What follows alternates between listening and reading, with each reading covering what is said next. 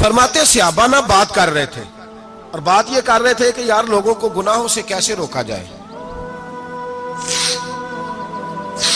لوگوں کو گناہوں سے گفتگو صحابہ یہ کر رہے تھے۔ عبداللہ ابن عمر کہتے ہیں بیٹھے تھے اور یہ گفتگو کر رہے تھے کہ گناہوں سے پلاننگ جی ہوتی تھی، ان کی جو محفلیں ہوتی تھی نا بیٹھ کے، وہ خوش گپیاں نہیں ہوتی تھی، بلکہ وہ تبلیغ کی، جد و جہد کی، لوگوں کو برائی سے منع کرنے کے لیے بیٹھتے تھے، اس پر منصوبہ بندی کرتے تھے، پلان کرتے تھے، آگے ترتیب دیتے تھے۔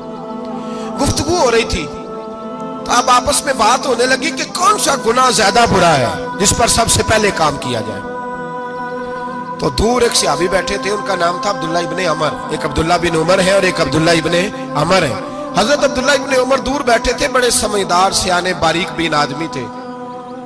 تو حضرت عمر فاروق اپنے بیٹے سے کہنے لگے جا عبداللہ ابن عمر سے پوچھ کے آ کہ سب سے سخت گناہ کون سا ہے۔ توجہ ہے میرے بھائیوں، ادھر دیکھیے گا میری جانب، پوچھ کے آ کہ سخت گناہ کون سا ہے۔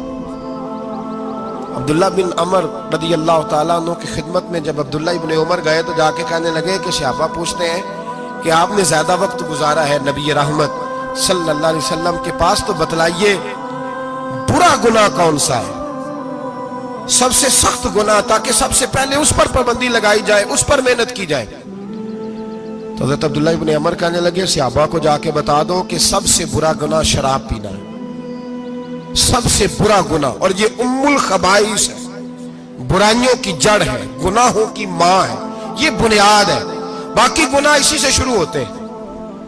کہتے ہیں میں نے آ کے بتایا تو حضرت ابو بکر صدیق رضی اللہ تعالیٰ عنہ سیدنا فاروق اعظم کہنے لگے خود جاتے ہیں، ان کے پاس خود جاتے ہیں، چونکہ ہم نے بات سننی ہے ہم خود جاتے ہیں اور ان سے جا کر کے سوال کرتے ہیں کہ اگر آپ کو اس تفصیل کا پتہ ہے نا تو اس کے پیچھے بھی کوئی تفصیل ہوگی جو میرے نبی پاک نے بیان کی ہوگی صلی اللہ تعالی علیہ وسلم، اس تفصیل کا بھی آپ کو پتہ ہوگا جو نبی پاک نے بیان کی ہوگی، اس بات کے پیچھے جو بیک گراؤنڈ ہے، جو پس منظر ہے۔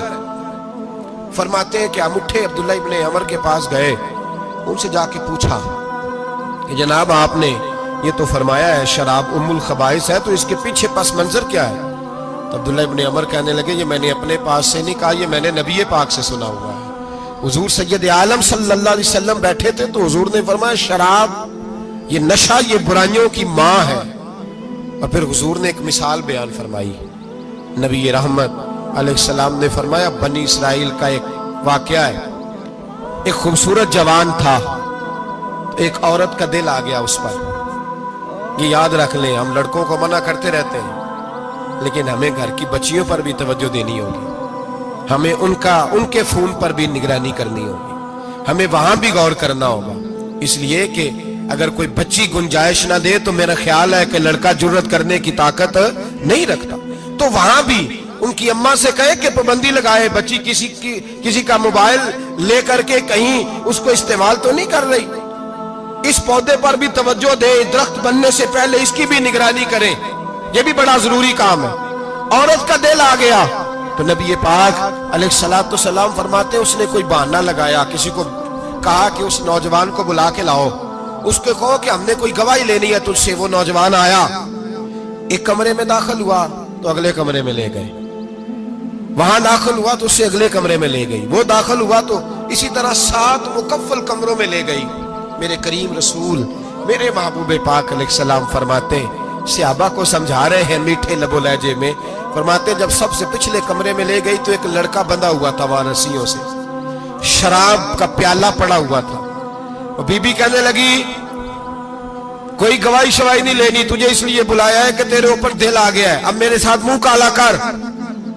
تو وہ جوان کہنے لگا نہیں، میں نے اپنے نفس کو پاک رکھا ہوا ہے، میری نظر بھی پاک ہے، دل بھی پاک ہے، اور اس کی برکت یہ ہے کہ رب نے میری روح کو بھی پاک رکھا ہوا ہے، تو میں یہ حرکت نہیں کر سکتا۔ پاک لوگ پلید کاموں کی جانب توجہ نہیں کرتے، میں یہ حرکت نہیں کر سکتا۔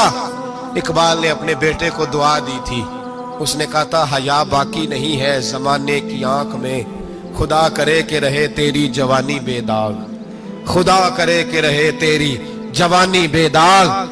کہا میرے ساتھ منہ کالا کر، اس نے کہا میں نہیں کرتا۔ کہنے لگی چل پھر اس کو قتل کر، اس کو میں نے باندھا ہوا۔ اس نے کہا میں قتل کیوں کروں، मेरी क्या दुश्मनी है? कहा फिर शराब पियो। कहा मैं शराब भी नहीं पीता।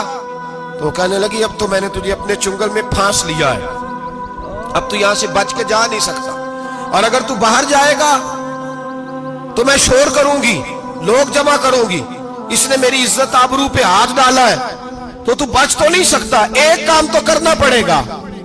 महबूब फरमाते उस नौजवान ने सोचा कि जिना भी बहुत बड़ा जुर्म है, कत्ल भी बहुत बड़ा गुनाह है, चलो अब मजबूरी है तो शराब पी लेता हूं। लेकिन वो समझा ना कि शराब तो बुनियाद है। उसने एक प्याला जो पिया, कहने लगा एक और दे दो। दूसरा पिया तो कहने लगा एक और दे दो। अब 3 प्याले 3 बोतलें शराब जो पी चुका तो खुमारी चढ़ गई। अब उस औरत के करीब जाने लगा कि मैं तेरे साथ जिना करूंगा। उसने कहा जब तक मैं करीब नहीं आने दूंगी जब तक तू इसे कत्ल न करे। उसने उसे कत्ल भी किया, जिना भी किया। तो महबूब फरमाने लगे ये कत्ल और जिना जो हुआ है तो ये शराब की वजह से हुआ है।